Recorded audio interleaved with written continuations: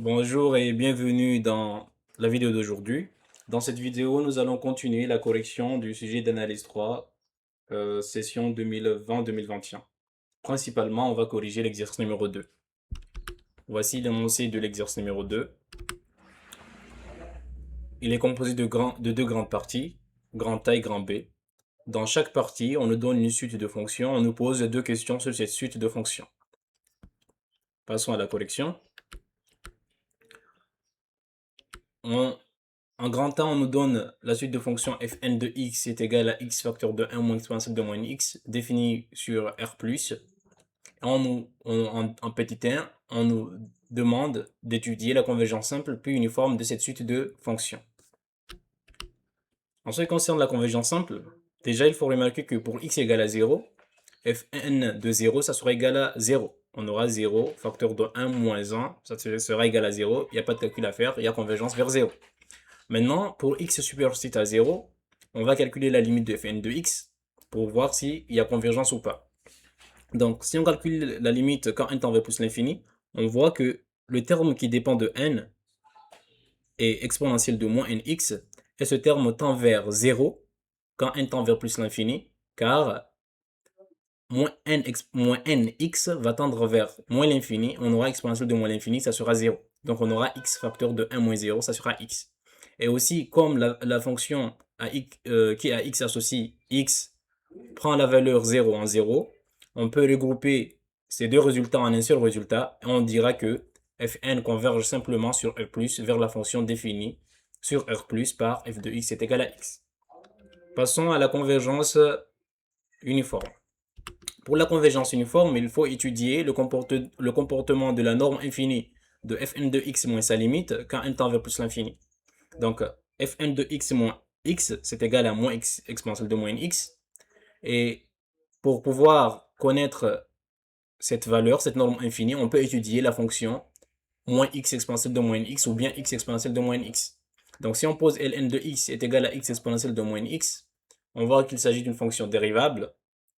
Et sa dérivée, ça sera égal à exponentielle de moins x moins nx exponentielle de moins x. En fait, ici, on a affaire à une dérivée d'un produit.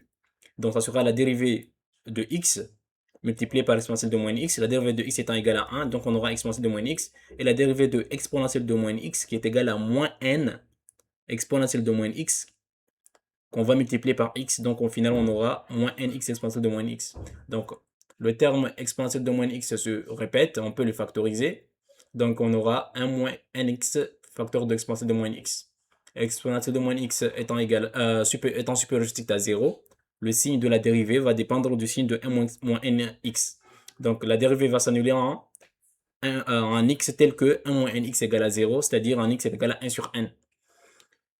Comme il s'agit d'une fonction affine, ça sera, et le coefficient, et que le coefficient devant x est négatif, le signe de cette dérivée, ça sera moins entre 0 jusqu'à 1 sur n, ça sera négatif. Pardon, ça sera positif. Et de 1 sur n à plus l'infini, ça sera négatif, comme le signe devant x ici est négatif. Donc on aura positif, négatif, donc on aura une fonction qui est croissante, puis décroissante. Donc le maximum de ln de x sera atteint à x est égal à 1 sur n. Donc la norme infinie de fn de x moins x, ça sera égal à ln de x0, car ln est aussi positif, donc on n'a pas besoin de mettre des valeurs absolues. Et en remplaçant, on aura ln de x0 est égal à 1 sur n exponentielle de moins n fois 1 sur n. Donc au final, on aura 1 sur n exponentielle de moins 1. Cette quantité tend bien évidemment vers 0 quand n tend vers plus l'infini. Et donc on va conclure que fn converge uniformément sur R+. Passons à la question numéro 2. On nous demande de montrer que f est dérivable, mais que la suite fn' ne converge pas vers f' sur R+. Ici, on a vu que la limite f de fn est égale à x, il s'agit d'une fonction polynomiale, donc dérivable sur R entier et sur tout intervalle inclus dans R.